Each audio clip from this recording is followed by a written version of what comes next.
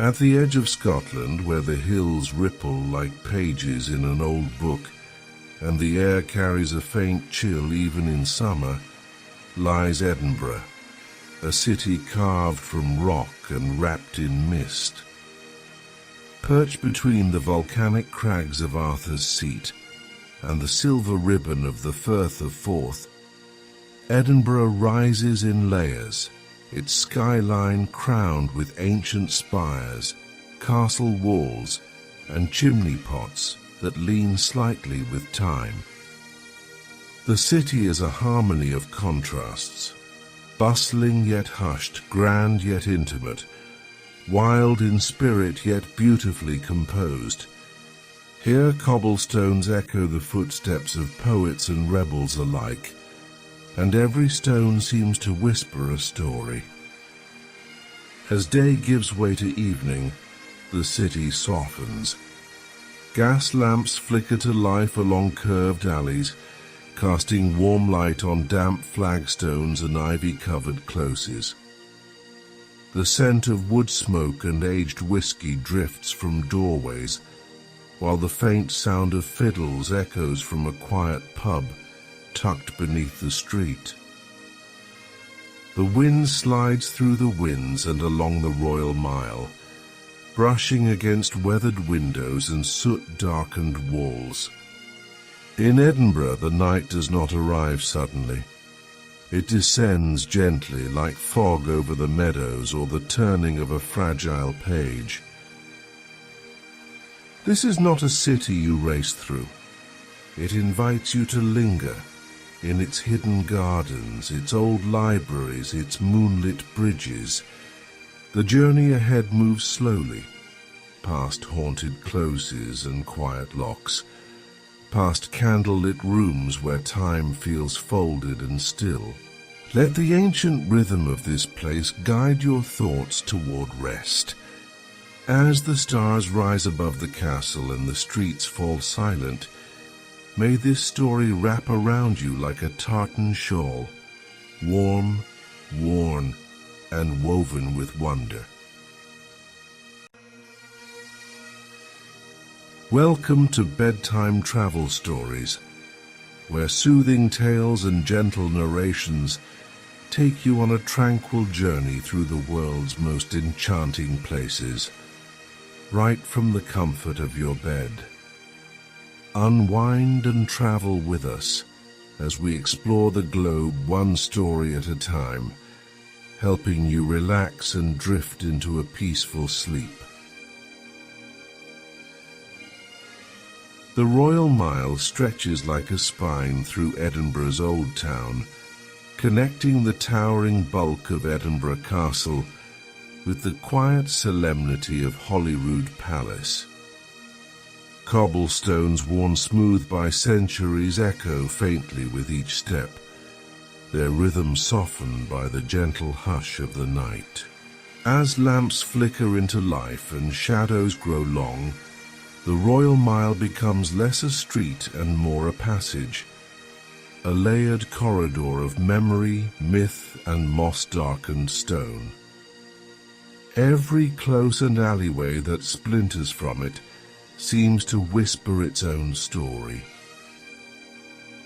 Along this mile of memory, the buildings rise high and huddled, their weathered facades leaning inward like old friends in conversation. There is a kind of hush between the stones, as if they too remember the passing of poets and preachers, merchants and monarchs. Carved lintels and ornate windows catch the golden glow of lanterns. The scent of old books lingers outside a second-hand shop, while from a nearby cellar, the aroma of warm bread and smoked haggis drifts upward. Even the wind seems to slow, curling around corners like a curious cat. Writers' statues stand quiet in the dusk, casting long shadows across the paving. Here stood Sir Walter Scott, immortalized in sandstone. There are plaque marks where Robert Burns once drank and rhymed. The words of centuries breathe softly in the air, verses folded into the hush of the closes, carried faintly by the breeze. A busker hums a slow reel near St. Giles's Cathedral, his fiddle tucked under one arm, the tune more memory than melody. As the path continues, it narrows and swells, opening occasionally to reveal quiet courtyards where vines climb ancient walls. The sounds of the city grow more distant here, fewer footsteps, more silence. Pubs grow quieter, their windows fogged with warmth and laughter, while voices inside speak low and kind. Candlelight spills onto stone from beneath heavy doors. This is a place to linger, to let the city wrap its arms around you. Close as those narrow, steep alleyways dart off the main road like forgotten thoughts. Each one is a passage into another moment in time. A hidden garden, a well-worn stair, a small square filled with ivy and pigeons. In Anchor Close, the echoes of an old printing press seem to linger still. Flesh Market Close, darker and steeper, tells of butcher stalls and midnight markets long gone. And in everyone a hush remains, quiet as snow, heavy with history. By the time the mile reaches Canongate, the stone shifts slightly. The buildings lower, the pace gentler. The historic Canongate Kirk sits in quiet grace, its yard shaded by old trees and weathered gravestones. The air here smells of damp moss and carved yew. Lanterns flicker gently, and time seems to bend, not backward but inward. The silence becomes heavier, like a woolen cloak resting on your shoulders. Near the foot of the mile, the palace of Holyrood House rises, stately and serene. Its gates are closed for the night, but the soft glow of lamps outlines its windows. It feels like the end of something, and also the beginning, as if a door in time has gently shut behind you. Beyond it, Arthur's Seat looms like a sleeping giant, and the Royal Mile fades behind you, wrapped in lamplight and quiet wind. To walk the Royal Mile at night is to walk through a dream, not of fantasy but of memory, stone and silence. Each step feels both ancient and new, each breath touched by peat smoke and echoing steps. In the folds of its closes and beneath the hush of its spires rest is waiting, gentle, watchful and steady as the stone beneath your feet. Edinburgh Castle rises from the black crag of Castle Rock like a crown of stone, its walls merging seamlessly with the volcanic cliffs beneath. At night, the floodlights bathe its ramparts in a soft amber glow, casting long shadows down the steep slopes. The air here carries the faint scent of damp lichen and cool stone, mingling with the distant trace of wood smoke from the city below. Even from the esplanade, the castle feels both imposing and protective, a silent sentinel watching over the sleeping streets. The approach is a slow climb, the cobbled slope carrying each step higher above the rooftops. Iron gates stand open, though the hour is late, their blackened bars cold to the touch. Past them, the stone broadens into the parade ground, wide and still under the night sky. The wind here is steady but gentle, brushing the banners so they whisper softly. The city's sounds are hushed by the height, replaced by the occasional call of a nightbird circling the cliffs. Within the walls, the courtyards lie empty, their flagstones pale in the moonlight. The great hall stands dark but dignified, its timber beams hidden in shadow, its history held in silence. From somewhere deep in the rock, a faint echo rises, not a sound but a feeling, as though the centuries stored within these walls breathe quietly in the night. The scent of aged oak and stone dust lingers here, softened by the chill. Looking over the battlements, the city spreads out in soft focus below. Street lamps spread like golden beads strung across a black velvet cloth. The curve of Princes Street shimmers faintly, and the dome of the Balmoral Hotel glows like a small moon. The dark silhouette of Arthur's Seat looms at the city's edge, while the Firth of Forth glistens faintly under a scattering of stars. The castle's height gives the night a strange stillness, as if time itself hesitates here. Stories cling to these walls, of kings crowned, prisoners held, and treasures guarded. The honours of Scotland, the nation's crown jewels, rest somewhere in the depths, their golden gems hidden from view. The stone of destiny, upon which monarchs once sat for their coronations, lies still, its presence adding weight to the air. Even in the quiet, the sense of history is almost tangible, a living thread connecting past to present. The half-moon above paints silver along the gun ports and along Monsmeg, the great medieval cannon that rests here as a monument rather than a weapon. Its iron skin, pitted with age, seems almost to hum in the cold air. The ramparts themselves are damp with evening dew, their stones warm in memory but cool to the touch. The wind moves through the arrow slits like a sigh. In the castle's lower reaches, the small chapel of St. Margaret sits quietly, its stone doorway worn smooth by centuries of hands.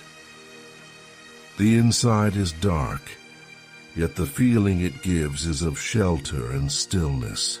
Here, far above the streets but tucked into the castle's heart, the air is close and peaceful, smelling faintly of candle wax and old stone.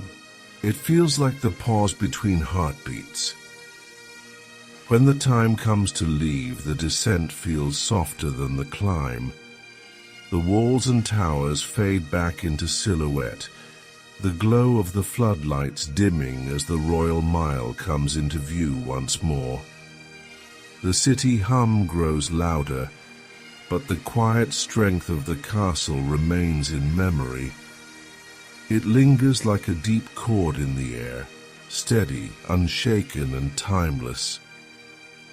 To stand here at night is to stand at the crossing of centuries, where the weight of history settles gently on the shoulders, and the silence wraps close around you. In the shelter of these walls, even the restless can find rest. Tucked beneath the towering walls of the castle lies the grass market, a cobbled square shaped like a quiet bowl between the steep slopes of the old town. By day it is alive with cafes, market stalls, and the hum of conversation. But at night the air turns still, and the square takes on the feel of a stage after the audience has gone home. The lamplight pools on slick cobblestones, casting gentle reflections that tremble when the wind stirs.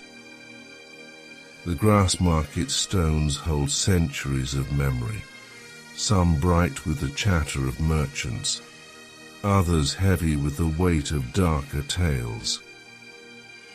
This was once the site of public gatherings and long ago public executions, yet the mood now is not grim, but quietly reflective. The air carries a faint aroma of malt and roasted barley from nearby pubs, mingled with the soft sweetness of baked bread, drifting from a late-night bakery. Somewhere a door creaks open and shuts again, a sound that disappears into the night almost as soon as it comes. The square's buildings lean together like old confidants. Their windows glow faintly, warm with life behind the glass. The White Hart Inn, its sign swinging gently in the breeze, has stood here for centuries, serving travelers and locals alike.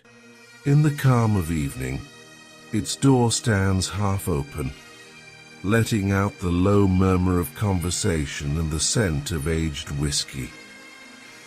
Across the square, quiet benches sit empty, their wooden slats damp from the cool night air.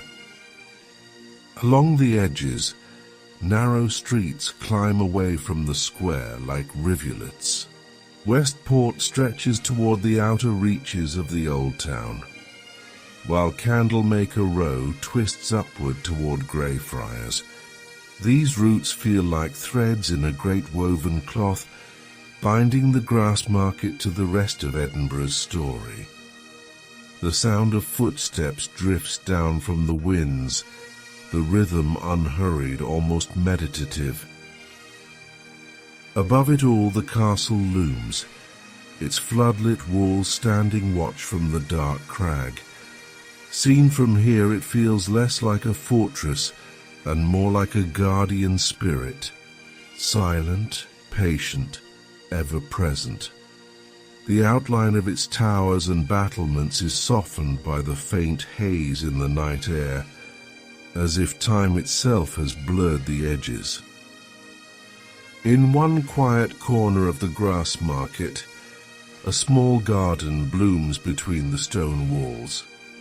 Lavender and rosemary brush against one another in the breeze, their scents carried gently through the air. A wooden bench sits beneath a single lamp-post, its glow falling in a perfect circle on the stone. It feels like a place where one could sit for hours without needing to speak. The pubs along the square wind down slowly. A last burst of laughter fades into the night, replaced by the soft clink of glasses being cleared away. Curtains are drawn, doors bolted, and the glow of the interiors dims to a faint ember. The cobblestones, still glistening from the evening dew, seem to hold the quiet like a secret. By the time the hour grows late, the grass market feels entirely still. Its shadows stretch long and soft, and the stories held in its stones settle into silence. The square waits for morning, when the voices will return, the market stalls will rise, and the cycle will begin again. But for now it belongs to the night, and to those who wander here, letting the stillness guide them into rest. Greyfriars Kirkyard rests on a quiet rise above the city, its gates of wrought iron opening into a world of shadows and soft echoes. By day, visitors wander among the leaning headstones and grand memorials, tracing their fingers over names worn thin by centuries. By night, the kirkyard is almost entirely still. The lamplight at the gate fades into darkness beneath the canopy of old trees, leaving the moon to paint silver on the lichen-covered stone. The air here is different, cool still and faintly scented with damp earth and moss.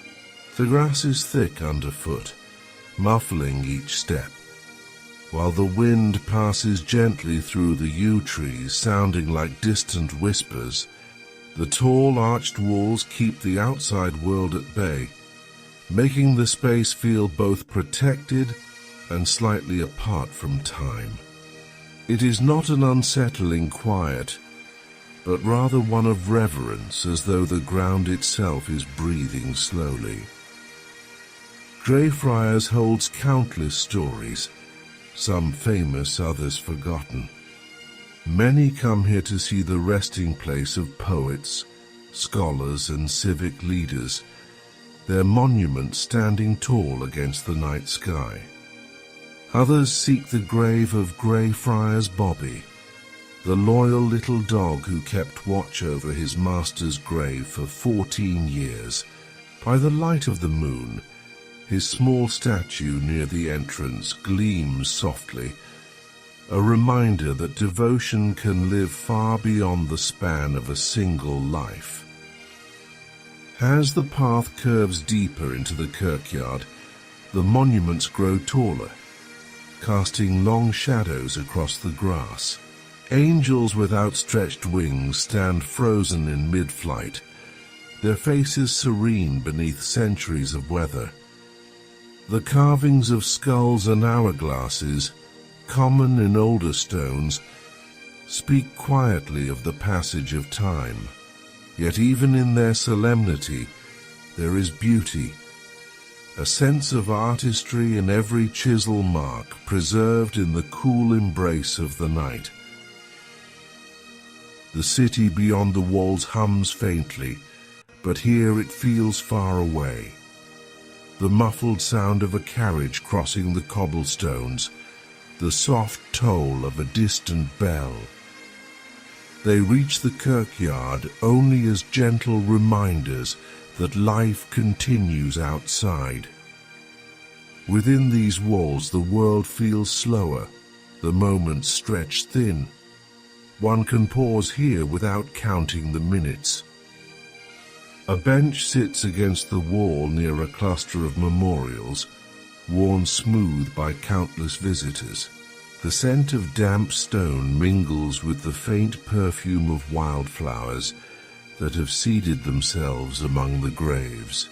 Sitting here in the stillness, the cool stone at your back, the night seems deeper and the stars sharper above the tree branches. It is a place to think without hurry, to breathe without rush. Greyfriars is not without its legends. Stories of hauntings and restless spirits have long been told about this place, yet in the calm of the night, such tales seem softened, reduced to murmurs carried on the wind. The feeling here is not fear, but quiet respect for those who came before. The night holds their presence gently, like a library holds its books. As you leave through the gates, the iron cool beneath your touch, the city greets you again with its lights and distant music. But some of the stillness of Greyfriars follows you, lingering in your steps and thoughts. It is a reminder that even in a city alive with history and movement, there are corners where time slows and the night keeps its own company. North of the city's bustle, the Royal Botanic Garden stretches across rolling green, its pathways winding between ancient trees and delicate glass houses. In daylight, its lawns and flower beds shimmer with color, the air alive with birdsong. But at night, the garden transforms into something softer, quieter. The moonlight drapes the landscape in silver, and the rustling of leaves becomes the loudest sound in the air. The great Victorian palm house, with its elegant glass and iron frame, rises like a lantern in the dark. Even without lights, the moon catches on its panes, creating a gentle glow that hints at the lush greenery within. You can almost imagine the warm, humid air that fills it by day, the scent of orchids, the earthy breath of ferns, the sweet perfume of tropical blooms. Outside, the cooler night air smells faintly of pine, lavender, and freshly turned soil. The pathways through the garden invite slow, meandering steps. Some are lined with rhododendrons, their leaves glossy and dark in the moonlight. Others curve past rockeries and ponds where the water lies still, mirroring the silhouettes of overhanging branches. Occasionally, a night breeze ripples the surface, scattering the moon's reflection into shimmering fragments. An ancient oak stands near the center of the garden, its trunk wide and deeply grooved. Beneath its branches, the air feels almost still, as though the tree shelters a small pocket of time. Moss clings to its roots and tiny flowers bloom in its shade, closing their petals for the night. It is the kind of place where one might pause without realizing how long the minutes pass. Beyond the trees, the Water house stands quietly, its white facade softened in the shadows. Once a home, then a gallery, it now rests in the stillness, its windows reflecting pale moonlight. The lawns around it slope gently downward, giving a wide view toward the city, where the lights twinkle like faraway constellations. In the rock garden, alpine plants huddle close to the ground, their leaves glistening with dew. The scent here is crisp, almost like the high hills, a contrast to the sweeter air near the greenhouses. Every stone and crevice seems carefully placed, and yet in the moonlight it feels entirely natural, as though it has always been here. A final path leads to the Chinese hillside, where winding stone steps climb among bamboo and maples. The wind through the bamboo makes a soft, hollow music, its rhythm both foreign and familiar. At the top, a small pavilion offers a place to sit, the city spread out below and the dark water of the pond reflecting the stars. By the time you reach the garden's gate again, the air feels fresher, the quiet lingering like a soft blanket. The Royal Botanic Garden is a place of growth and change, yet at night it becomes something else entirely. A sanctuary of stillness where the city's pulse fades, and the only movement is the slow, steady turning of the earth beneath the moon. On the city's eastern edge, Arthur's Seat rises in quiet silhouette against the night sky. This ancient volcanic hill, part of the rugged Holyrood Park, has watched over Edinburgh for millennia. In daylight, its slopes are alive with hikers, birdsong, and the murmur of wind over grass. But under the moon it becomes still, the hum of the city below softening into the background. The path upward begins gently, winding past clusters of gorse whose yellow blossoms are closed for the night.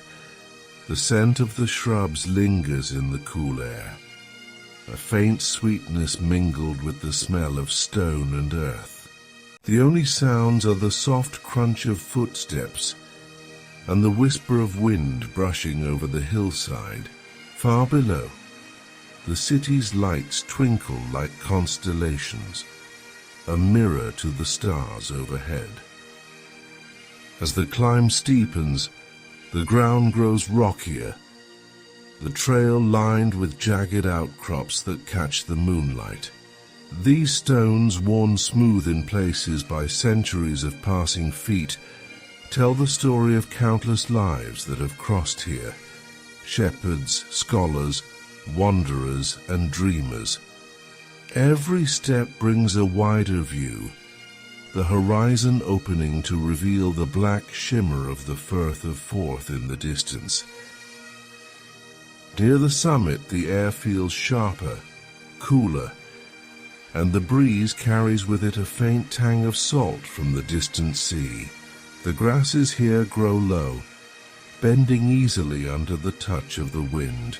Standing stones, scattered like markers from an older time, catch silver light on their edges.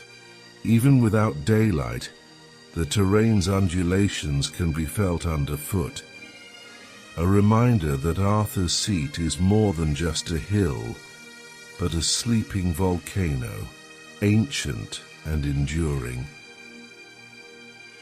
At the summit, the view is wide and unbroken. Edinburgh lies below like a living map. The castle on its rocky perch, the winding ribbon of the Royal Mile, the soft glow of street lamps along the new town's Georgian grid.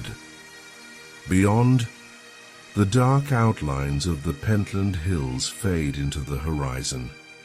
The night air here is perfectly still, as though the hill itself is holding its breath. The descent follows a different path, one that curves past St. Anthony's Chapel, its stone ruins silhouetted against the moon. Once a place of prayer, now a quiet sentinel, the chapel's walls are softened by age and weather. The view from here frames the city with a sense of timelessness, as though the centuries between past and present have thinned. Lower still, Dunsapie Loch lies tucked into the hillside, its surface reflecting both moon and stars. A swan glides silently across the water, the ripples spreading outward until they vanish in the shadows. The scent of wet grass and cool water rises here, grounding the senses after the airy expanse of the summit. By the time the path returns to the park's entrance, the city's sounds begin to return. The faint hum of distant traffic, the echo of footsteps on pavement. But the memory of the height, the wide horizon, and the ancient stillness of Arthur's Seat remains. A quiet reminder that even in the heart of a city, the wild is never far away.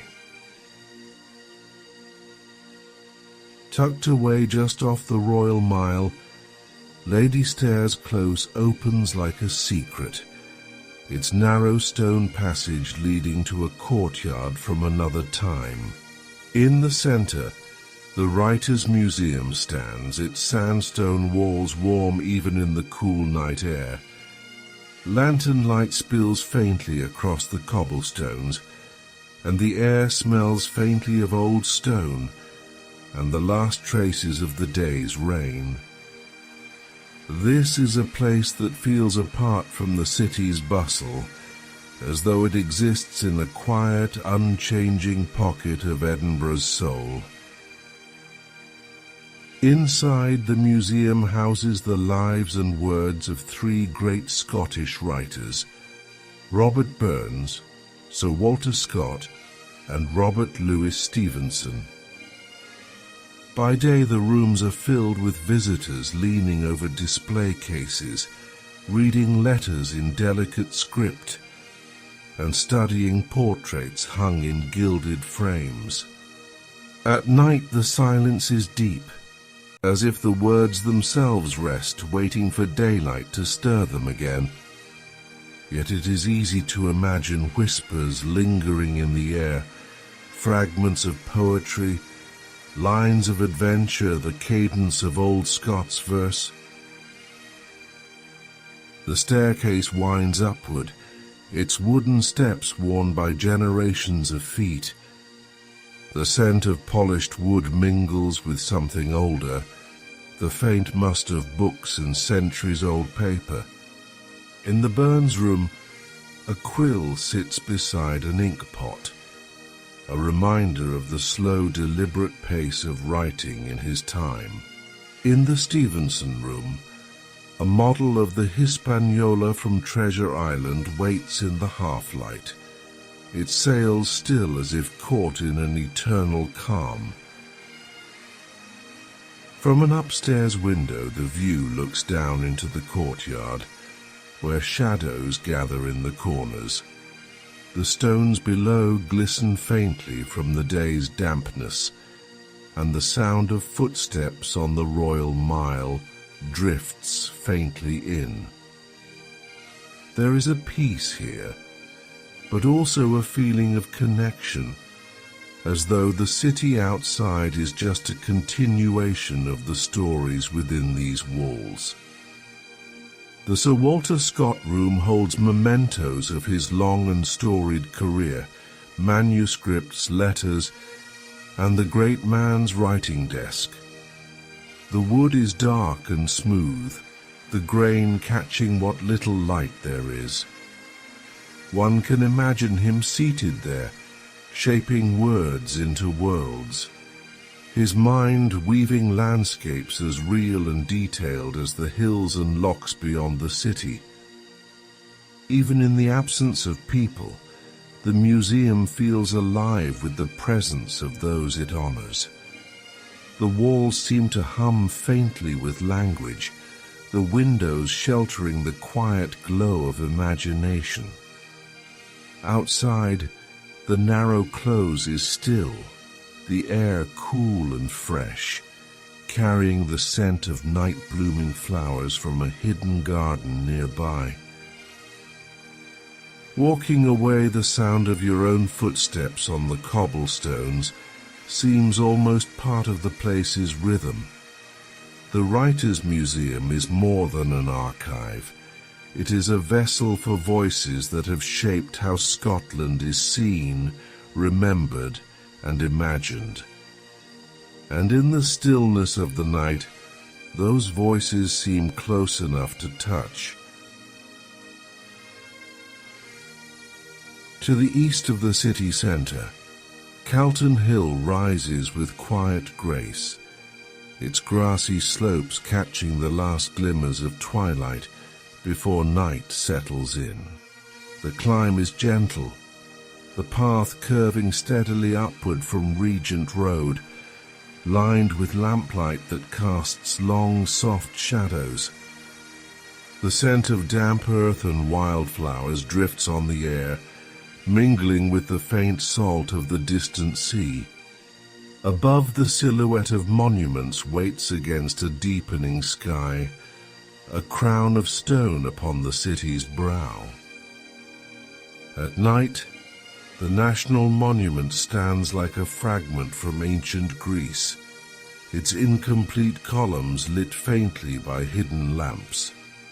They rise into the darkness, each one a quiet sentinel, their weathered surfaces bearing the touch of wind and rain.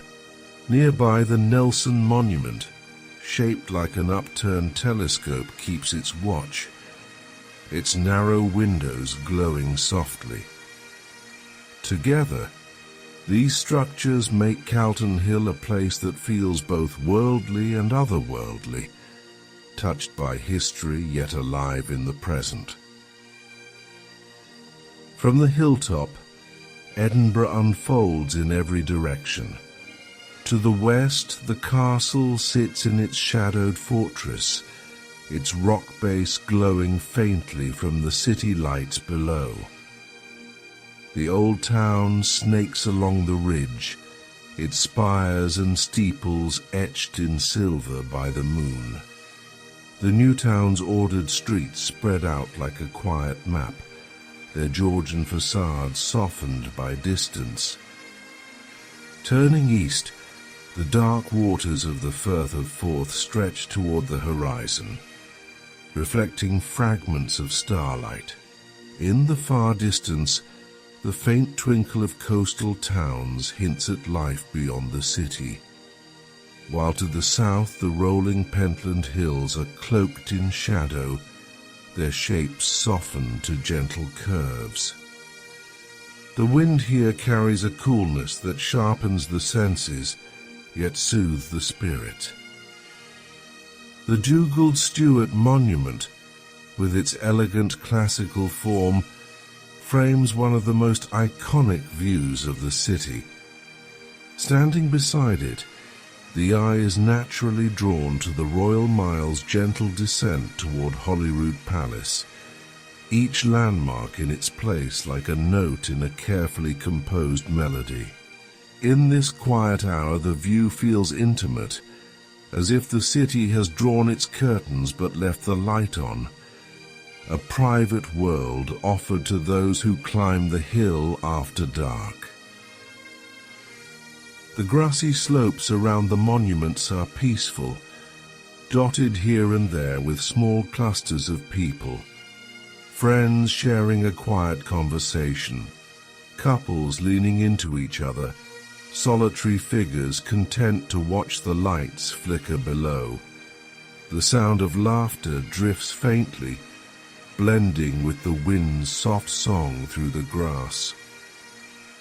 Descending the hill, the path curves back into the city, the glow of street lamps becoming brighter as the open sky narrows to the walls of nearby closes. Yet the sense of space, of height, and of having stood above it all lingers like a calm breath, ready to be recalled whenever the city feels too close. Northwest of the city centre, where the Water of Leith winds its quiet course, lies Dean Village, a place that feels untouched by the rush of time. Cobbled lanes slope gently toward the river, lined with stone houses whose warm honey-coloured walls catch the soft glow of lantern light. Ivy climbs over doorways, and window boxes spill with blooms that sway faintly in the night breeze. The air here is cool and damp, carrying the scent of moss and river water. The sound of the Water of Leith is constant, a low and soothing murmur that echoes between the old mill buildings. Once a hub of industry, this village has traded the noise of machinery for the quiet rhythm of flowing water and the occasional footstep on worn stone. The bridges arch gracefully over the river, their shadows rippling in the lamplight, and the reflection of each house stretches and sways like a memory on the water's surface. Wandering along the riverside path, the city feels distant, though its heart is only minutes away. The trees that edge the banks form dark silhouettes against the sky, their branches whispering softly overhead. Somewhere nearby, a heron moves with patient steps through the shallows, barely disturbing the water. The night here holds the kind of stillness that makes each sound more distinct. The gentle rush of the current, the rustle of leaves, the quiet sigh of the wind. Passing under an old stone archway, you come upon a cluster of buildings that look almost like they belong in a storybook. Tall, narrow houses with steep roofs lean toward one another, their chimneys etched against the starlit sky.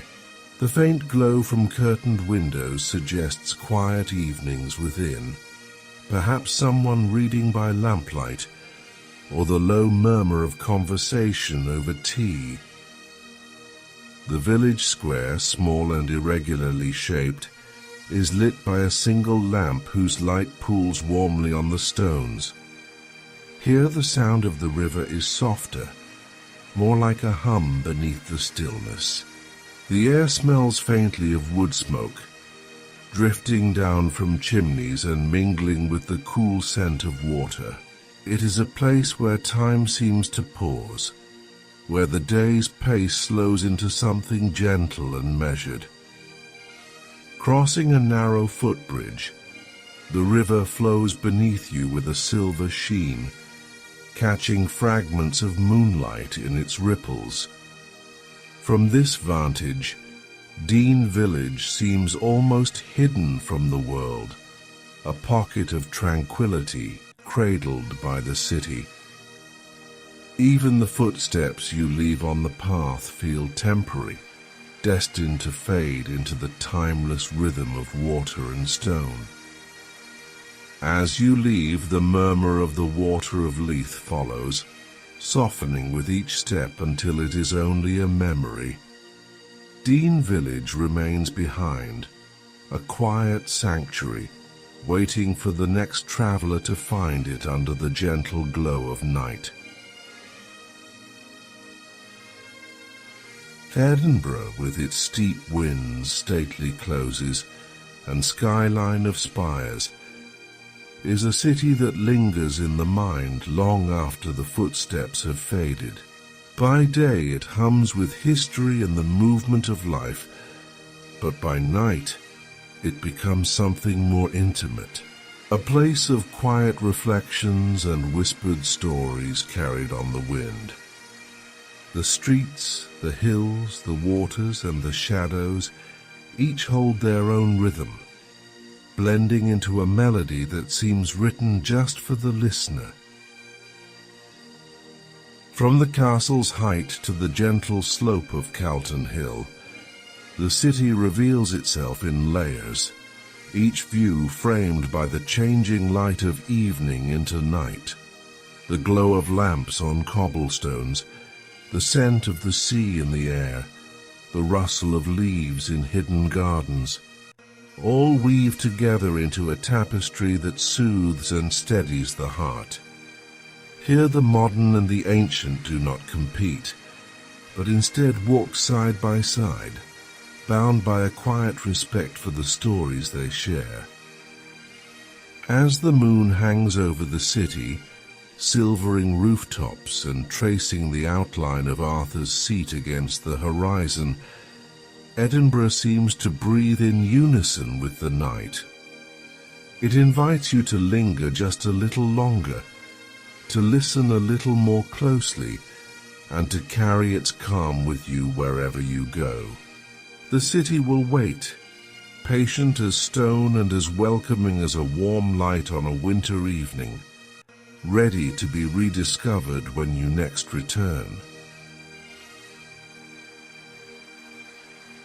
We hope you enjoyed today's serene journey and found peace in our gentle narration. Do join us next time as we make a relaxing visit to another of the world's most iconic places. Sweet dreams and safe travels until we meet again.